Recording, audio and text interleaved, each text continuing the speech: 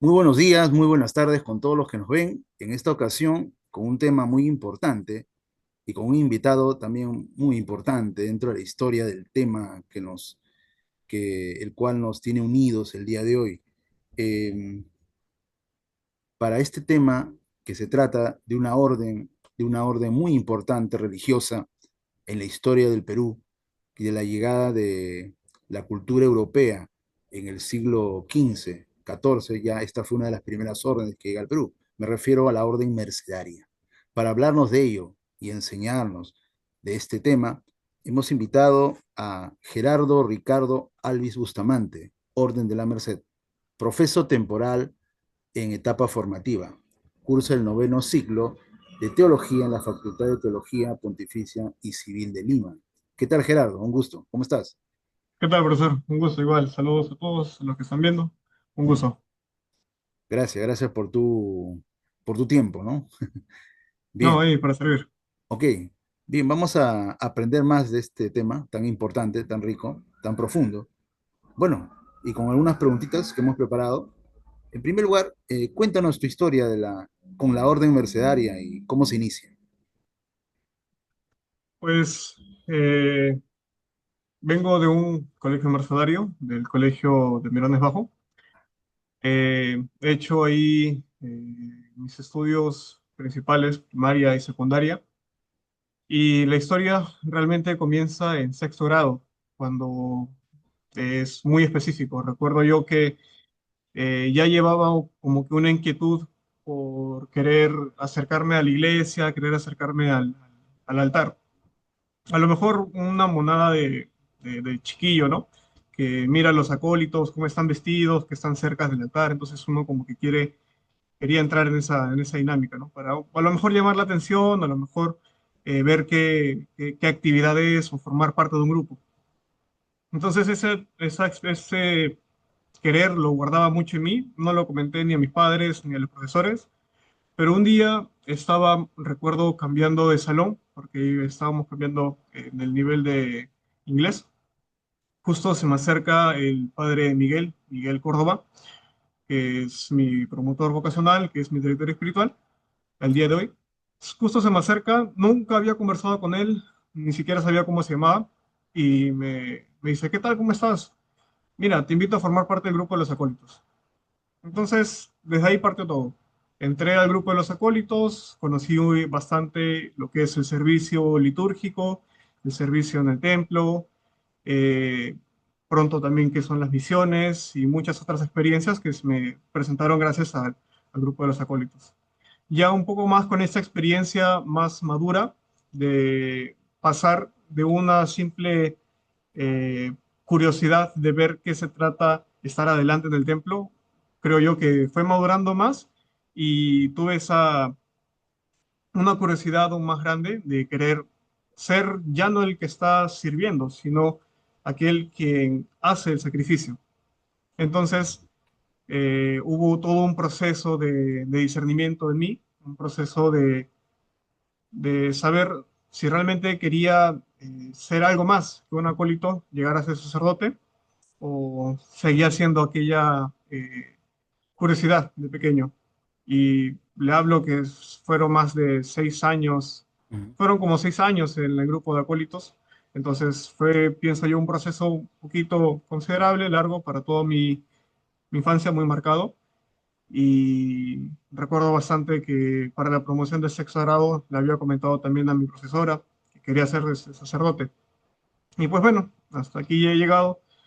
Es, pienso yo, una experiencia que también ha sido fortalecida por mis padres, por mi director espiritual, el padre Miguel, por mis padres, mis abuelos, que también siempre han estado ahí en esa dinámica de apoyar en la parte espiritual. Así que, en Ujú. pocas palabras, espero que sean pocas palabras, ha sido Sí. como yo he podido conocer a la orden y cómo he podido conocer esta mi vocación. Y, o sea, siempre existió esa vocación, ¿no? Pero aparte, claro, el apoyo, ¿no? Y de forma circunstancial, por lo que me dices, ¿no? Claro, se dio, pero Sí, sí, sí. tenía que darse. Tenía que darse. Sí, sí, sí. Bien, Gerardo, ¿qué significa la Virgen de la Merced en tu vida? Para mí, la Virgen de la Merced es dos cosas, una madre y una guía. Algo que se me enseñó tanto en el colegio como en el grupo de acólitos y ya estando acá dentro de la orden. Para mí, María siempre es una madre. Siempre me han enseñado a llamarla nuestra madre. Cuando tocaba escribir algún trabajo, alguna tarea en el colegio, siempre ponía nuestra madre, hizo tal cosa. Entonces, eh, no es una costumbre, sino un convencimiento, es realmente sentirla como madre, puesto que ha habido muchas circunstancias en mi vida, comúnmente de adolescente, de joven, en las que me he sentido triste, solo. Entonces, mucho he encontrado ese conforte en María, ese conforte de madre. Una madre que a lo mejor no, a diferencia de mi madre biológica, no estaba ahí presente, no podía abrazarme como ella, pero que por medio de la oración y por medio también de la Eucaristía, de toda liturgia, podía sentir como que una cercanía a ella. Y aún más, estando yo en el colegio católico, en el colegio de la Merced de Mirones, eh, esa cercanía con la Virgen de la Merced ha sido para mí muy vital para poder yo realmente considerarla madre. Y guía es, creo yo, algo más reciente, se debe bastante a mi carisma y también a la imagen propia de María. Guía porque es la mujer por excelencia, es el ser humano por excelencia que Dios ha puesto en la creación, es la nueva Eva. Entonces, como esta nueva Eva, una mujer pura, una mujer santa, una mujer perfecta, nos enseña no solo un gran amor perfecto de madre, Ujú. un ejemplo de mujer, sino un ejemplo de ser humano, un ejemplo de obediencia, un ejemplo de ternura, puesto que siempre hay que dirigirnos con los demás con un carisma, con una alegría, porque es compartir felicidad, es compartir amor. Entonces, esta imagen de María, una imagen de un sí prepotente, de un aferrarse a la cruz, abrazar a la cruz, a pesar de tener a su hijo, a su único hijo, haberlo visto crecer, haberle enseñado, esta imagen tan fría y tan caliente a la vez de María, siento yo que es un gran modelo a seguir, un gran modelo para toda mi vida, no solo como religioso, no solo como mercedario que me invita a abrazar al cautivo, sino también como persona, como ser humano, que me invita a abrazar a los demás, que me invita a buscar a los demás para poder, como lo hace María, llevarnos siempre hacia su Hijo, llevarnos siempre a Cristo. Porque María, como mediadora, como medianera, siempre nos lleva de la mano hacia su Hijo. Ella es uno de los caminos, una de las formas, una de las vías más fáciles de tomar en este puente que es Cristo hacia Dios. El modelo a seguir, ¿no? ¿Sí? Claro, sí, sí, sí. ¿Qué nos podría decir del carisma mercedario y San Pedro Nolasco? A ver. Pues el carisma mercedario propiamente es el de la redención. El carisma es el de la liberación de los cautivos. El carisma mercedario se expresaba, estamos hablando del siglo XIII, 1218, a comienzos de la vida de la orden, ya dentro de este contexto este, social, dentro de este contexto también económico. El carisma de la orden nace en ese sentimiento de querer compartir con los demás una fraternidad, querer compartir con los demás una misma libertad, una unidad. Este carisma nace para poder ayudar a aquellos quienes no gozaban de la libertad. Nuevamente, situándonos en el contexto social, era común ver a esclavos. Cada casa tenía su esclavo, cada casa tenía una persona quien le trabajaba, un sirviente. Era lo más común. Y aún así, a pesar de ser lo más común en ese tiempo, hubo una persona, ahí entra Pedro Nolasco, que estuvo en contra de eso. Y una persona realmente de una figura muy interesante, porque Pedro Nolasco siendo un noble, siendo una persona de dinero, una persona de clase, de categoría, vemos cómo es que a pesar de su condición, tiene esa visión más allá de lo que el mundo le dice que es. Entonces, su contexto le decía, un noble, una familia siempre tiene que tener su esclavo para que le ayude en ciertos trabajos, ¿no? Y eso lo hemos visto desde la cultura griega, ¿no? Cómo es que el griego tenía el único trabajo de pensar, el único trabajo de administrar, y tenía sus esclavos, que era no visto como una persona para maltratar, sino visto como una persona para el trabajo físico.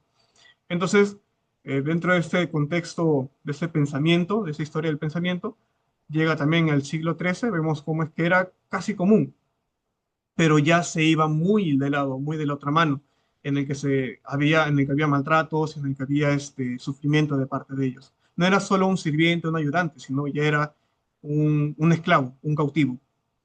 Y el cautivo, a diferencia del esclavo, es que eh, el esclavo nace sin libertad, es hijo de un cautivo o hijo de un esclavo. En cambio, el cautivo es aquel quien nace siendo libre y pierde su libertad en un momento de su vida. Entonces, una persona con esa dignidad de ser humano, de un momento a otro se la arrebata. Ahora, poniéndonos dentro del contexto político, era por el tema religioso. Entonces, es totalmente injusto. Pedro Nolasco vio esta realidad y fue más allá de su contexto, fue más allá de la persona, fue más allá de su identidad, del ser noble que era, y pudo darse cuenta de esto solo con ojos de amor, solo con ojos de misericordia, de merced.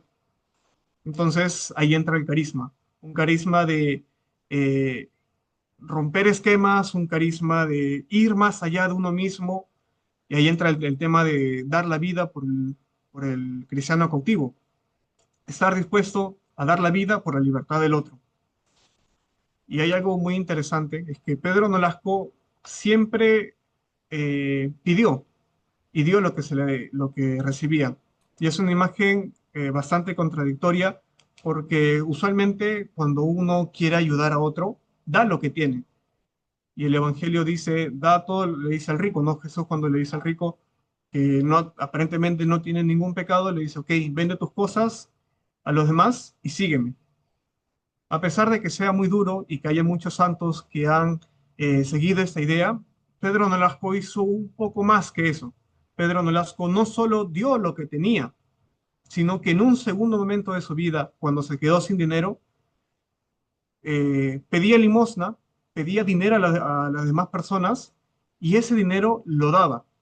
Y pienso yo que es un acto de humildad tremendo, Claro. porque es hoy en día muy rochoso pedirle a alguien dinero y que tú ese dinero en su cara le des a otro.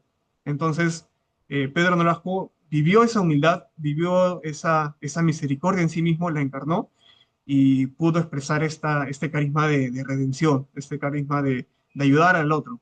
Y esto hoy en día se Mm. traduce en lo distintas cautividades que existen, no solo cautividades de libertad, no solo cautividades eh, Ujú. se expresan en la carne, sino también cautividades en sí mismas, que muchos nosotros nos encerramos, nos ensimismamos, o a lo mejor algún acto de violencia, algún acto de abuso que tenemos y que vemos mucho con los jóvenes, también con los adultos. Entonces, la cautividad no es menos que en esos tiempos, sino que la cautividad es mucho más grande, es mucho más amplia y abarca muchas más cosas, muchos más actos para hacer. Dio el ejemplo, ¿no? Claro, el Sí, ejemplo a seguir, es ¿no? bastante bien grande, de Muy verdad. profundo, muy rico, ¿ah? Sí, sí, definitivamente. Sí, sí, sí, sí. Y justamente por esta profundidad, ¿no? Espiritual, ¿no? Esta riqueza, ¿no? Que abarca el carisma mercedario. Yo, tengo a bien, pues, preguntarte lo siguiente, ¿no? ¿Qué importancia tiene fortalecer en este mundo actual, en esta sociedad actual, el aspecto espiritual en la vida de los seres humanos? Sí, el aspecto espiritual realmente nunca debería apartarse, nunca debería considerarse externo al ser humano. Como dice bien la pregunta, ¿no? Menciona al ser humano, la importancia del aspecto espiritual. El espíritu nunca está alejado del hombre.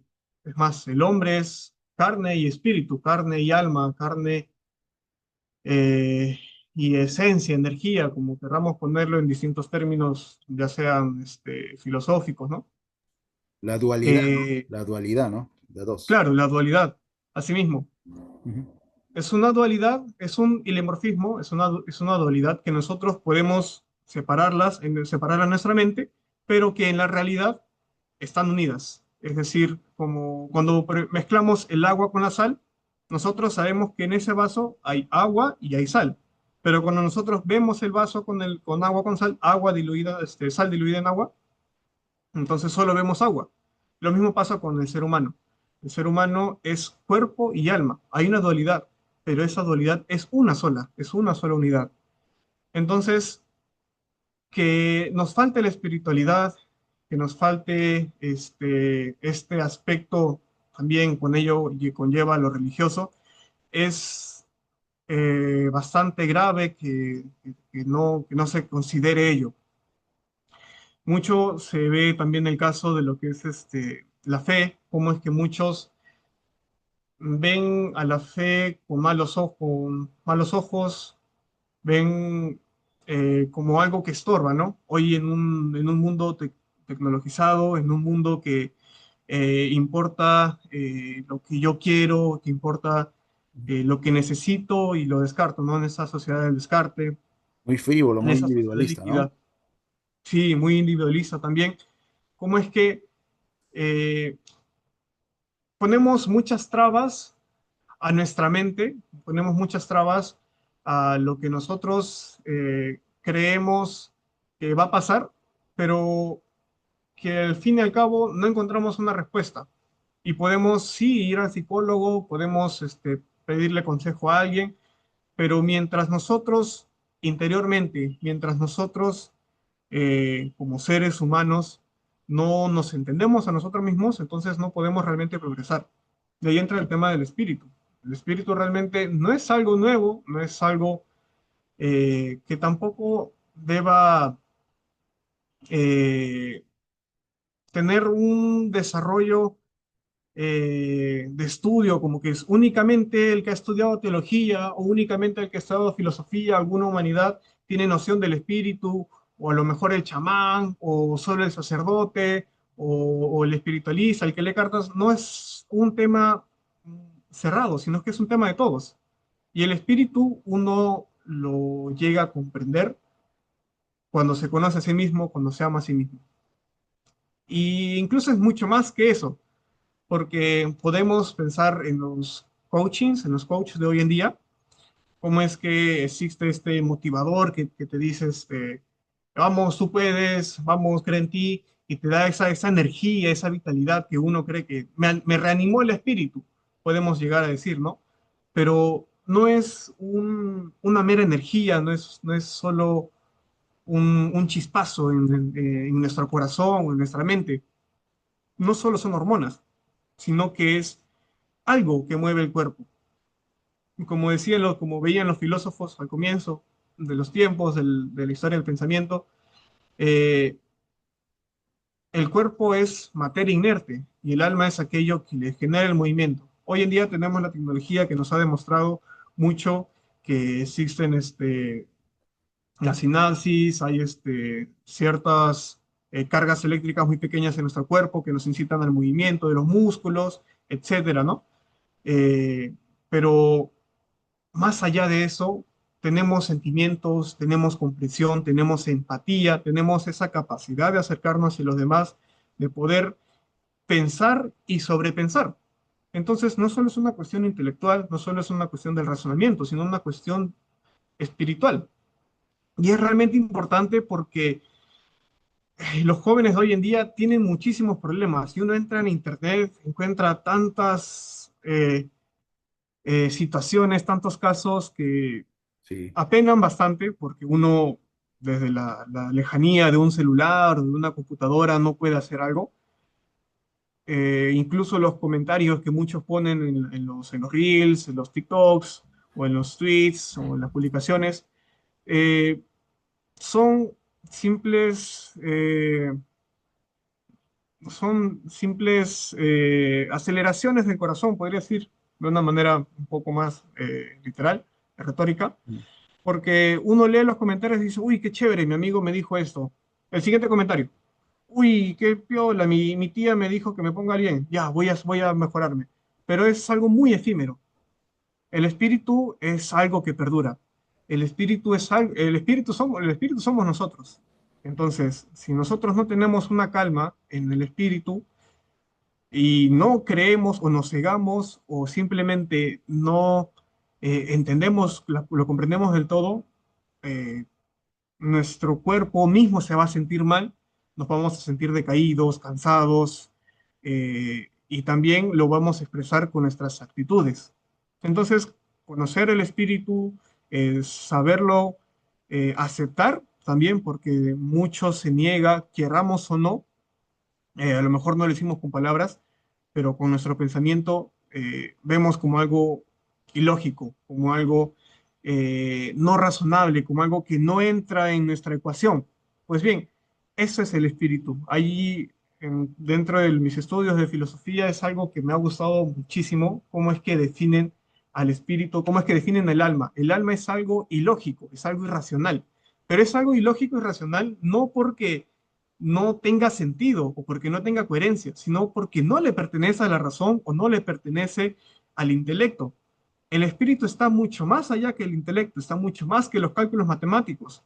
Es el álgebra, la geometría, los cálculos, todo es importante para la vida. Por eso tenemos lo que tenemos, edificios, puentes, carros, celulares, tenemos muchísimas maravillas, pero todo eso lo hemos calculado, pero aquello que realmente importa y por lo que sufrimos todos los días, por lo que vemos que muchos jóvenes sufren y no encuentran respuesta, es algo que está más allá del cerebro, algo que no solo podemos comprender con palabras y que no solo podemos comprender con un comentario o con un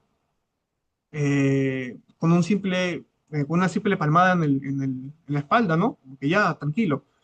El espíritu es algo irracional, el espíritu es algo irracional, algo ilógico que escapa de nuestra concepción, que escapa de todo lo que nosotros podemos creer. Y eso también es la religión. La religión es algo irracional, algo ilógico que no podemos comprender y que únicamente tenemos que sentir. Pero trasciende, ¿no? Trasciende. Es muy Trasciende importante. bastante esquemas, reglas, Claro, la claro. misma lógica de Wittgenstein, Sí. hay muchísimas cosas, sí, muy, Justo ahora la sociedad pues impulsa a los jóvenes a tener una vida práctica, materialista, ¿no? Frívola y va en contra de esto, bueno, lógicamente como que no entienden. Ahí está la lucha, ¿no? La lucha constante. claro, y eso no ayuda para nada porque Sí, uno se queda, si bien es cierto, se queda inmerso en sí mismo, como mencionó usted, profesor, el sí, individualismo, uno puede decir, ok, yo me quiero a mí mismo, yo, pero exacto. es que pasa que el espíritu no solo es una persona, sino es que el espíritu se Exacto. relaciona con los demás. Y eso es lo que han visto los filósofos al comienzo, lo ha visto Aristóteles. Sí, sí, sí. El hombre es un ser social, es un ser relacional. Entonces, el espíritu no solo está para que se inmiscuya en sí mismo, sino para que también se extienda hacia los demás. Y eso es lo que invita a la religión, a poder reconocernos como hermanos, a poder expresar toda la ley por medio del amor.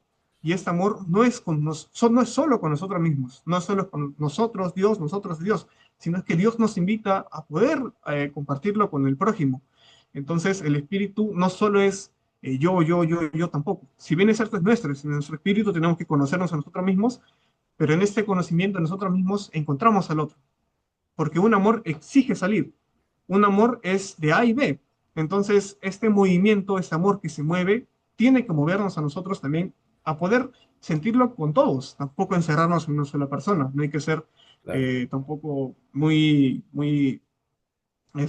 apegados a lo mejor a una persona, porque vemos muchísimos casos que también o sea, hay extremos, ¿no? Hay extremos y hay extremos. Tiene que haber siempre apertura, diálogo, ¿no? Que es importante, ¿no? Sí, sí, sí, Todo es recíproco. Sí, no solo para bien de nosotros, sino también para los demás, porque nuestro claro. conocimiento también podemos apoyar. Ujú. Sí, sí, sí, sí. Más bien yo quería que nos des ya tú has sido alumno mercedario, ¿no? De Mirones, que nos des un consejo para la juventud de ahora, de repente para los jóvenes que están ahora en secundaria, mercedarios y otros en general, ¿no? ¿Qué consejo podrías dar ya que ellos se encuentran asediados por tanta una problemática que los abruma realmente, ¿no? No sabemos, ¿no? Eh, y ya tú, que ya tienes ya varios años de haber dejado las aulas del colegio, y sabes qué problemas había y qué problemas han ido aumentando, profundizándose, que van en contra del normal desenvolvimiento o desarrollo de un joven, ¿no?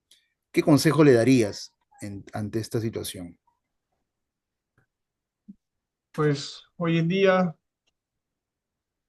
la tecnología ha avanzado tanto que nos ha dado tantas soluciones, pero así como nos ha dado tantas soluciones, nos ha cerrado muchas puertas y ha Sí, abierto muchas más para los problemas. Entonces, realmente eh, quedarme con un solo consejo para los jóvenes es muy poco, puesto que vemos muchísimos casos y cada persona, cada individuo tiene su forma de vivir los problemas, su forma de afrontarlos también. ok, El único consejo que podría dar para encerrar todo este amplio, este campo de los problemas en jóvenes, eh, de cualquier categoría, es confiar en Dios. Si tenemos una amalgama de problemas, si tenemos una gran variedad de cuestiones, ¿no? A lo mejor estoy pensando en la universidad, a lo mejor justo estoy pensando en la universidad y de la nada mi amigo me dejó de conversar, estoy mal, mis padres trabajan mucho, no encuentro como que esa compañía o por eso me pongo mal, estoy mal, no duermo bien, bajo mis notas. Entonces, todos estos 5 problemas, por ejemplo, en un caso, se presentan en un joven, es mucho para una persona, mucho para una mente que recién está creciendo, que recién está desarrollando. Entonces, nosotros hay que entendernos como seres humanos limitados y en esta comprensión tenemos una solución. Un problema tan grande, diversos problemas tan grandes podemos solucionarlo con un único ser que es igual y mucho más de grande, que es Dios. Es también interesante cómo es que en la filosofía, me voy a disculpar que hable mucho de filosofía, pero justo he terminado mis 3 años de filosofía no, y sí, estoy sí. así con No, muy full interesante. filosofía. Más bien filosofía les falta a los jóvenes ahora, ¿no? Que lo quitaron como Bastante, curso bastante. Yo de verdad del currículum. estoy Por a supuesto, favor, quiero que promover que se vuelva la filosofía en los por salones porque supuesto. es Pensamiento, el sustancial, bastante, muy, entendimiento, ¿no? Y muy más allá, importante. claro, claro. Pero volviendo al tema espiritual, la filosofía va muy de lado también con el espíritu, se ve al comienzo de la filosofía. Eh, Vemos cómo es que desde Plotino se da Ya, una importancia a la unidad, cómo es sí, que sí. la unidad está sobre todo, cómo es que partimos todo desde una unidad.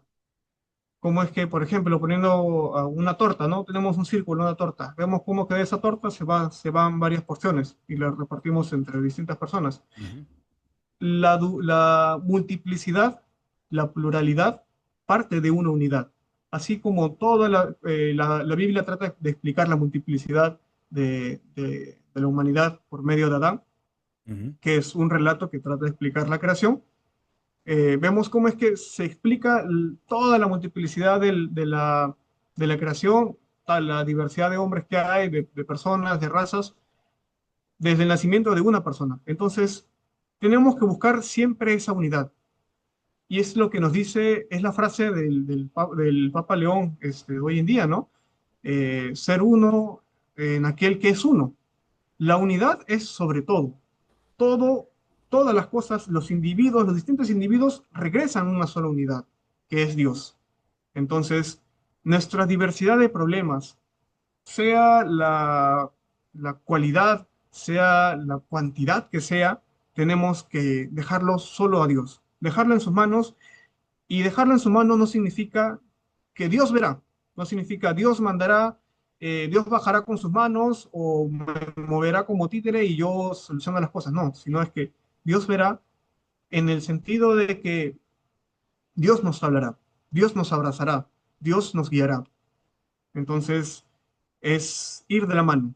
siempre hay esa dualidad, cuerpo, alma, hombre, Dios. Tenemos que llevar de la mano y como hemos dicho a lo mejor a la mitad del todo el diálogo, hay un término medio que tenemos que llevar, un equilibrio que tenemos que llevar y eso lo encontramos también en Dios. Dios siempre va a ser la respuesta a todo. Correcto, se entiende. Claro, claro, muy buenas tus palabras. El centro de todo, el inicio, el fin, ¿no? Creo que tuvo algunas palabras así Jesús en un momento, recuerdo, ¿no? Algo así, ¿no? Soy el Claro, sí, sí, inicio y el fin, no recuerdo exactamente cómo lo el dijo. alfa y el omega. Exacto, sí, es así, ¿no? De ahí venimos, ahí vamos, ¿no? No, Entonces hay que confiar en ello. Estos jóvenes, pues realmente es apabullador tantas cosas negativas, pero creo que teniendo a Dios de nuestra parte, siempre buscando el consejo, el diálogo va a ser importante, ¿no? sí, Gracias, sí. Gerardo, me complace mucho haberte invitado, me complace mucho escucharte y que le des estas palabras, que muchos jóvenes van a ver esto, podemos también pasarlo en el colegio mismo, en distintos lados, para que escuchen, ¿no? Tus palabras, tú que has sido un ex alumno, tú que también eres un joven que ha vivido estas épocas y sabe lo que está pasando ahora y siente, no solo como ser humano, sino también como mercedario, ¿no? Y aparte, 100% de la merced, ¿no? ¿Correcto? Toda una vida y a toda tu familia, ¿no? Realmente tienes una muy buena familia, una bonita familia, ¿no? Y la verdad, lo mejor para ustedes, lo mejor para ustedes, éxitos en tu carrera, vas a lograr lo que quieres, lo que estás ya encaminado. Y la verdad, muchas gracias por este momento. Hemos aprendido a hacer una lección para, la verdad, para todos y para los jóvenes, ¿no? Y habrá otra ocasión de hablar también contigo. Muchas gracias, Gerardo. Sí, adelante. Gracias a usted por este compartir. Y bueno, que llegue el mensaje a cuantas personas sea necesaria. Y si es que alguno tiene alguna inquietud, si es que alguno tiene alguna pregunta, algo que quiera conversar, igual aquí estamos nosotros. Estamos en el caso de Mirones, estamos en la parroquia. En el caso de donde sea que llegue este video, también están las iglesias. Estamos donde dos o más estén, ahí está Dios. Y nosotros estaremos Correcto. tratando de escarbar en cualquier lugar. Listo. Muchas gracias, Gerardo. Un saludo Profesor, y triunfo para ti. Gracias. Nos estamos gracias. viendo. Cuídate.